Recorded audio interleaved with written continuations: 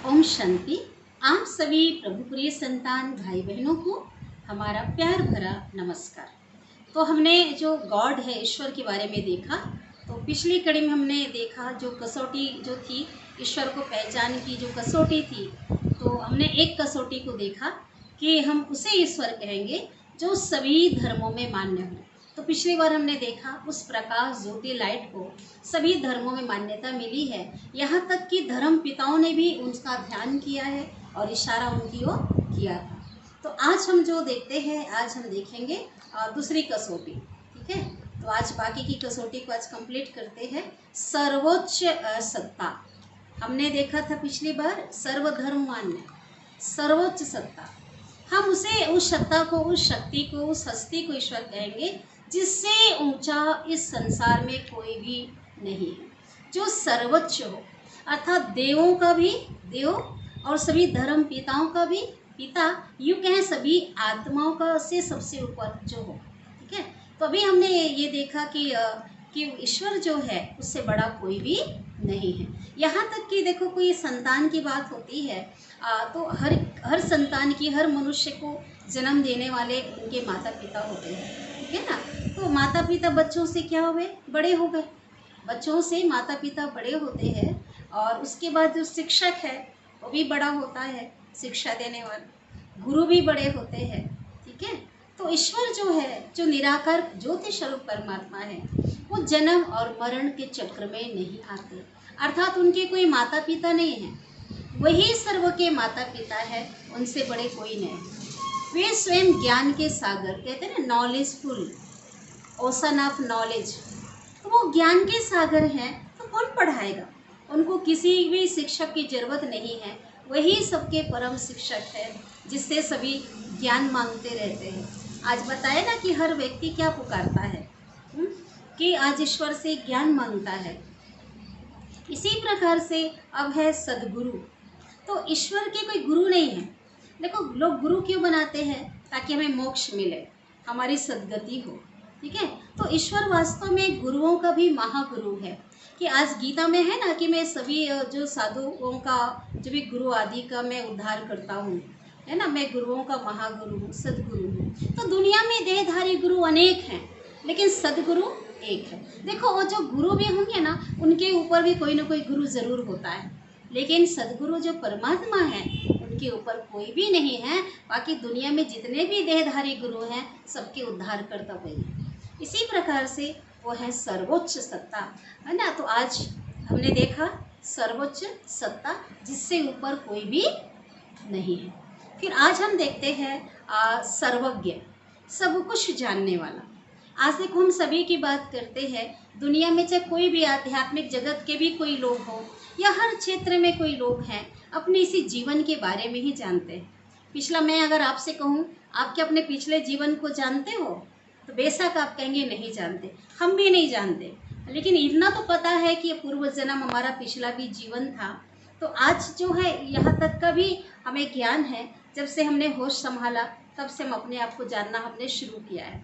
लेकिन ईश्वर तो इस चक्र में आता ही नहीं है, इसलिए क्योंकि मृत्यु एक ऐसी घटना है जिसमें अतीत को हम सब कुछ भूल जाते हैं, है ना। मृत्यु एक ऐसी घटना है। आज देखो, रिग्रेशन प्रोग्रेशन कहती है, हिप्नोटिज्म, सम्मोहन प्रक्रिया के द्वारा भी आज लोग अपने पूर्व जन्मों को जानते हैं। कई बड़े बड़े साधक जो है, अपने कई पूर्व जन्मों के बारे में जानकारी उनको है। ठीक है, जैसे एक पंडित राम शर्मा आचार्य के बारे में मैंने जीवनी पढ़ी थी। उनको अपना पिछला 4 जीवन जो है उनको अपना याद था, और चारों में आध्यात्मिक जगत के प्रख्यात वो थे, पुरुष थे।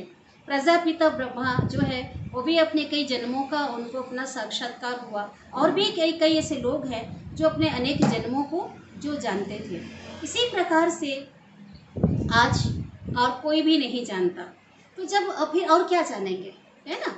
कि तो ईश्वर जो है हमारे अनेक जन्मों के बारे में जानते हैं, और सृष्टि के आदि मध्य अंत के बारे में उनको ज्ञान है, क्योंकि वो सभी चक्र से छूटे हुए हैं, इसलिए हर क्षेत्र का ज्ञान रखते हैं, और इसलिए उनको नॉलेजफुल कहा जाता है। ये है सर्वज्ञ। ठीक है, जो कि सभी चीज़ों का ज्ञाता। अब उसके बाद आते हैं सभी बंधनों से मुक्त, है ना, जिससे ऊपर सर्वोपरि, तो ईश्वर किसी भी बंधन में नहीं आता। यहाँ तक कि जो प्रकृति है, ये शरीर, उनके बंधन, उनके अधीन में वो नहीं आते हैं। इसी प्रकार से समस्त पाप पुण्य कर्म फल, जन्म मरण, ये सभी किसी बंधनों में वो नहीं आते हैं। इसलिए उसे कहते हैं सर्वोपरि। ठीक है, माना सबसे ऊपर, सभी बंधनों से ऊपर, पार। अब उसके बाद आता है सभी गुणों में अनंत। पांचवा है सभी गुणों में अनंत, अर्थात ईश्वर के जो भी गुण है, जो महिमा है, वो अनंत है, अनलिमिटेड उनके पास है। यहाँ तक कि जो देवी देवताएं हैं, कृष्ण के लिए जैसे हम कहते हैं, नारायण के लिए, देवी देवताओं की जो कलाओं को 16 कला माना गया है। कहते हैं ना, सर्वगुण संपन्न और 16 कला संपूर्ण, है ना, ये महिमा में गायन है। लेकिन आज ईश्वर की जो गुण हैं उनको कहते हैं अनंत। जैसे कि जो भी गुण हम गाते हैं, महिमा करते हैं, तो क्या कहते हैं, सागर शब्द ऐड करते हैं।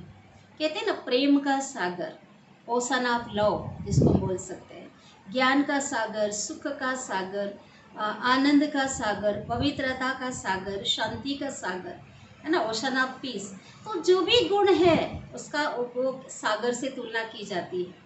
कहते ना, नदी तालाब का जल सूख सकते, नदी नाले का, सागर का कभी सूख नहीं सकता है। तो अथाह उनके पास सभी गुण हैं। साथ ही एक ऐसे भी महिमा की जाती है, कहते हैं ना कि माँ सरस्वती जो ज्ञान की देवी है, वो भी उसकी महिमा का बखान नहीं कर सकती। इसलिए कहते हैं ना महिमा में कि सागर को सहे बना लो, जंगल को कलम बना लो, आसमान को कागज और धरती को दवार, तो भी उसकी महिमा का बखान नहीं कर सकते। इसी प्रकार से सभी गुणों में अनंत है, इसीलिए वो सोर्स है। देखो, हर चीज़ों का एक सोर्स होता है, स्रोत होता है। आज जैसे पानी का स्रोत क्या है, समुद्र। अग्नि का स्रोत किसे माना गया है, सूर्य को। इसी प्रकार जीवन में जितने भी गुण हैं, शक्तियाँ हैं, सबका जो सोर्स है वो परमात्मा है। इसलिए मनुष्य जीवन में जब इनकी कमी आ जाती है तो क्या करते हैं, तो उस ईश्वर से मांगते हैं, है ना, कि शांति दो। मार्केट में जाके नहीं खरीदते हैं, किसी मनुष्य से नहीं मांगते हैं, हे ईश्वर हमें शक्ति देना, हमें शांति दो, क्योंकि वो सोर्स है। ठीक है, लेकिन मिल क्यों नहीं पाता, क्योंकि उनकी पहचान नहीं है, कनेक्शन नहीं है। तो ये 5 जो बातें हमने बताई, जो पिछली बार बताया था, ये कसौटी है और इस आधार पे आप उसे परख सकते हैं, आप पहचान सकते हैं। ठीक है, दूसरी बात एक और बताना चाहूँगी, पुजारी कभी पुजारी, ईश्वर कभी पुजारी नहीं बनते। वो कभी किसी की साधना करने की जरूरत नहीं है। आज हम देखते हैं, श्री राम को भी हमने देखा शिव का ध्यान करते हुए, श्री कृष्ण ने भी गोपेश्वर में उसकी पूजा किया, सभी देवियों को भी कहते हैं शिव शक्तियाँ। और जो कलश में जो ज्योति रखी जाती है उसको बुझने नहीं दिया जाता है।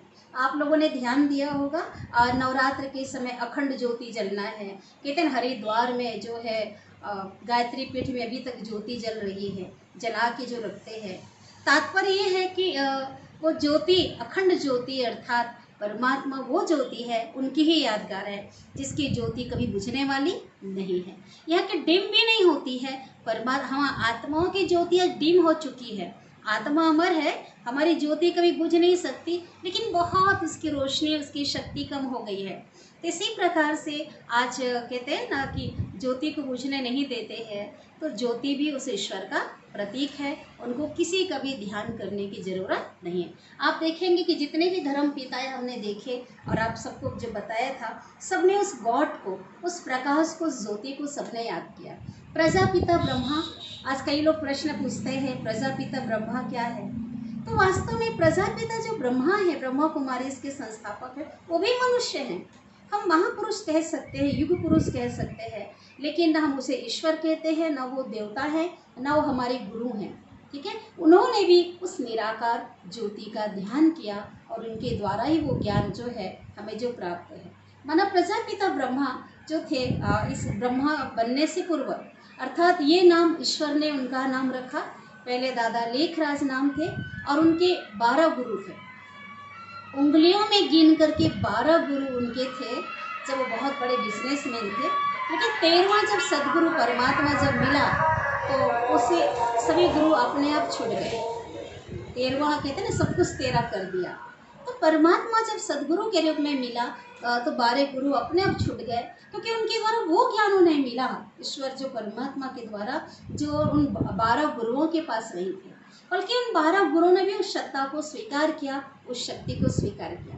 उन्होंने बहुत वेदों पुराणों का अध्ययन किया था, गीता का, गुरु ग्रंथ साहिब का, बहुत से ग्रंथों का अध्ययन किया था, लेकिन पहले वो बातें समझ में उनको नहीं आती थी। लेकिन परमपिता परमात्मा शिव के सानिध्य में सारी बातें उनको समझ में आई। तो ये प्रजापिता ब्रह्मा भी एक मनुष्य हैं और उन्होंने भी उस निराकार ज्योति का ध्यान किया। तो हमने बताया, तो ये है कसौटी जिससे आप उसे परख सकते हैं, जान सकते हैं।